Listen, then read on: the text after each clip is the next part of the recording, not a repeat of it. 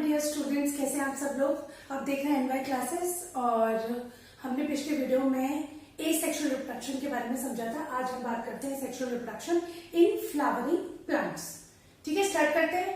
फिर वही 10 मिनट्स में कंप्लीट करना है, इसलिए देख लेते हैं क्या है टॉपिक।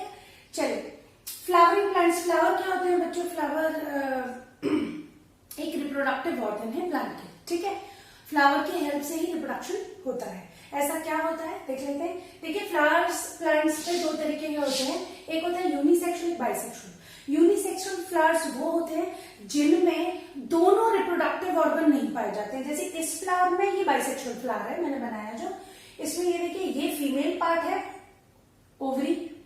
ठीक है, इसमें ओवरी होती है, ये फीमेल पार्ट है, पिस्टल बोलते हैं इसको। और ये मेल पार्ट है, स्टेप, एंथर और फिलामेंट में डिवाइड होता है, स्टेमन कहते हैं। तो मेल पार्ट होता है स्टेमन, फीमेल पार्ट होता है पिस्टल। दोनों अगर एक ही फ्लावर पे होते हैं तो उसे बोलते हैं बाइसेक्सुअल। ठीक है, और जैसे कि मस्टर्ड, ठीक है, सरसों में।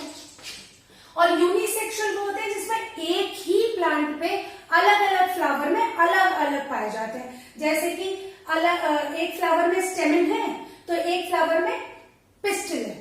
किसी फ्लावर में स्टेमन पाई जाती है, किसी में पिस्टल, तो उसे बोलते हैं यूनिसेक्सुअल। जैसे पपाया में पाया जाता है। और कौन सा एग्जांपल? वाटरमेलन। वाटरमेलन बेटा, तरबूज, उसमें भी यही होता है। ठीक है, तो ये होता है unisexual flowers and bisexual flower.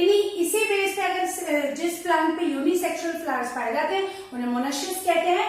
और मतलब बाइसेक्सुअल होते हैं जिन प्लांट्स में दोनों एक ही फ्लावर में पाए जाते हैं, उन प्लांट्स को हम क्या बोलते हैं? डायशियस। ठीक है, तो मोनोशियस और डायशियस दूसरा नाम है इसका, याद रखेंगे। चलिए, अब बात कर लेते हैं थोड़ा सा, यहां से मैं मिटा देती हूँ, बहुत ज्यादा भीड़ हो रही है, समझ नहीं आ रहा है। चलिए, अब प्लांट्स फ्लावर की बात कर लेते हैं। फ्लावर का स्ट्रक्चर है, मैंने बताया ये बाइसेक्सुअल फ्लावर मैंने बनाया है। इसमें सबसे पहले ये होता है पेडिकल, स्टॉक भी बोलते हैं इसका, दूसरा नाम स्टॉक होता है।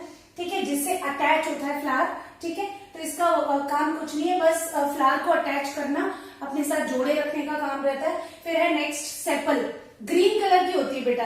पहले ये कली में, ये कली है तो इसमें ऐसे ढकी होती है ये पहले। ठीक है, sepal also known as calyx. ठीक है, तो कैलिक्स की हेल्प से क्या होता है? बर्ड सिक्योर रहता है इंसेक्ट के अटैक से। ठीक है, एक बार खिल जाएगा तो रिप्रोडक्शन कर पाएगा ना। पहले ही अगर कोई उसको खा जाएगा या इंसेक्ट उसको खराब कर देंगे तो it will not Bloom up, है ना। तो कैलिक्स का काम प्रोटेक्शन का है, याद रखना है आपको।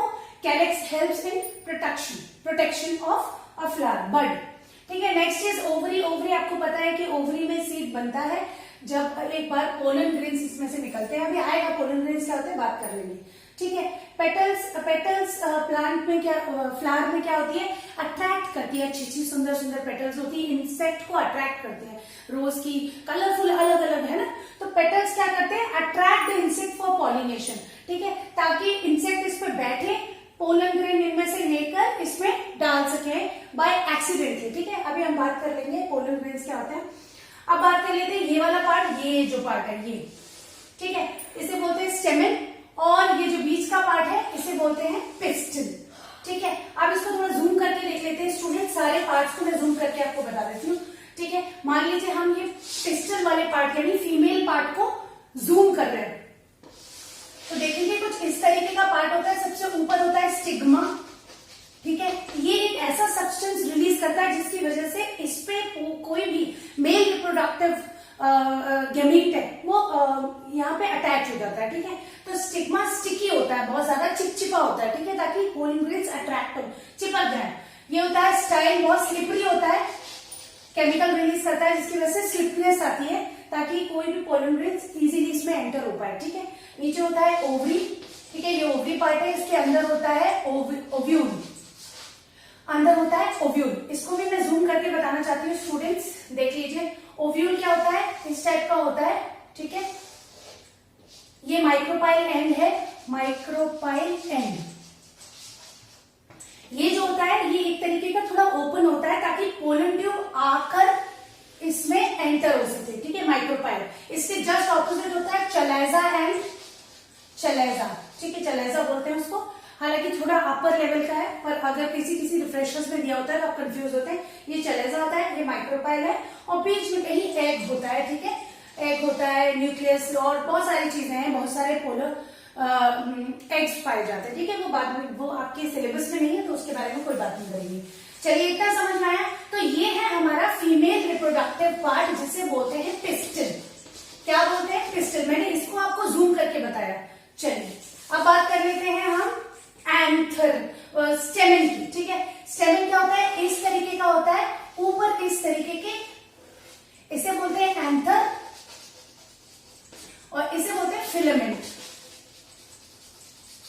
फिलामेंट स्विंग करता है बच्चों, स्विंग करता है, जिसकी वजह से क्या होता है, ज्यादातर पोलन ग्रेन्स चारों दिशाओं में फैल सके, है ना।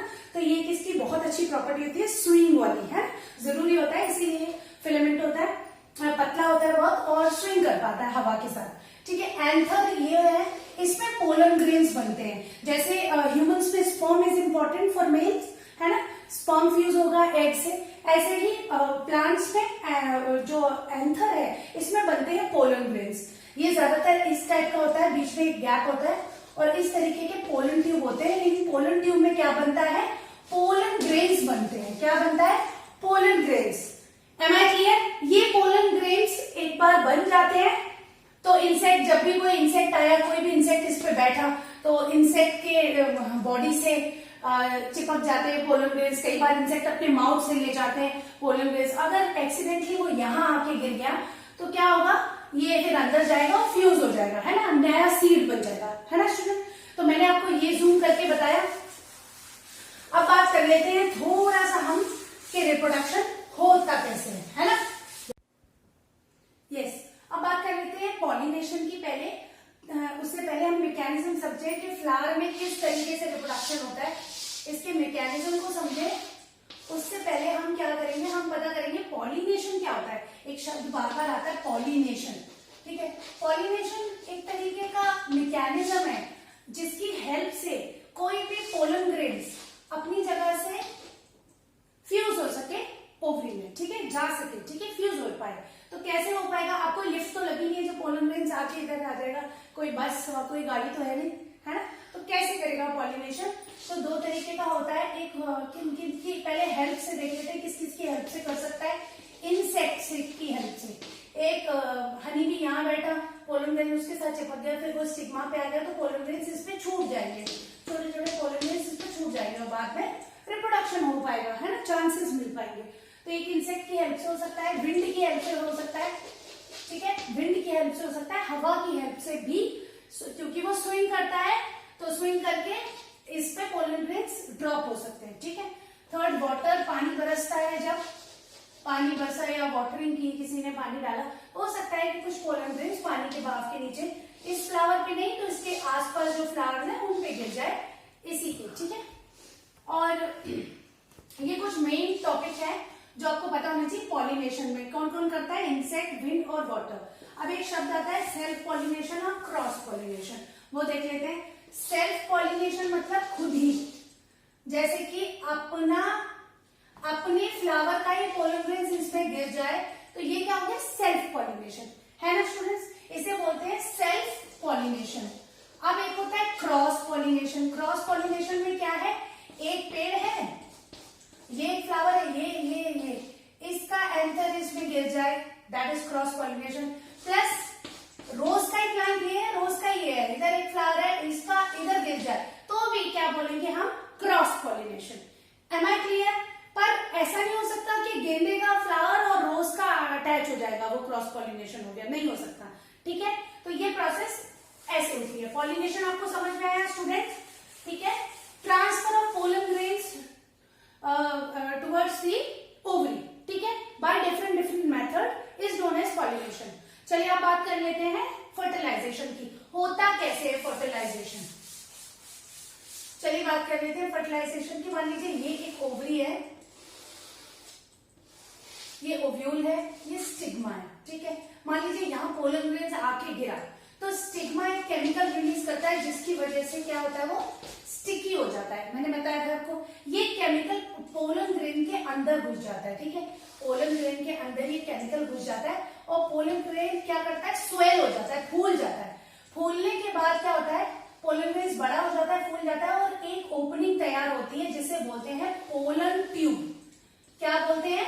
Pollen tube, pollen tube.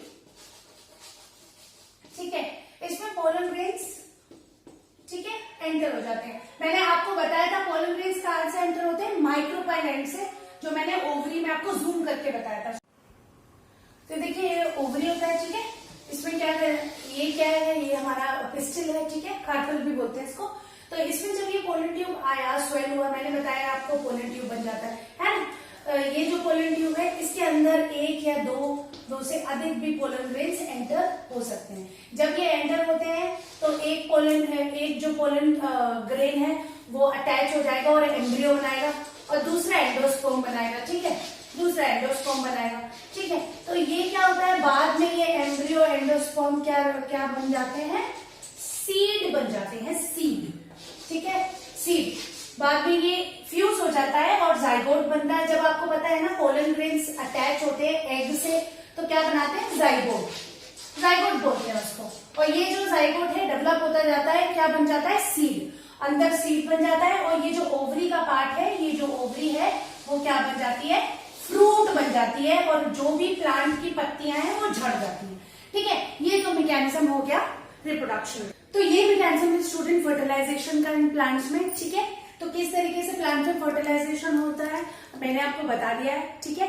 अगर आपको कोई भी प्रॉब्लम है, कोई चीज मिस हो गई है, तो can ask in comment section, और लाइक करिए, सब्सक्राइब करिए चैनल को, ताकि सभी लोग उसको देख पाए, और शेयर करिए अपने फ्रेंड्स के साथ। चलिए मिलते हैं नेक्स्ट टॉपिक के साथ, बाय बाय।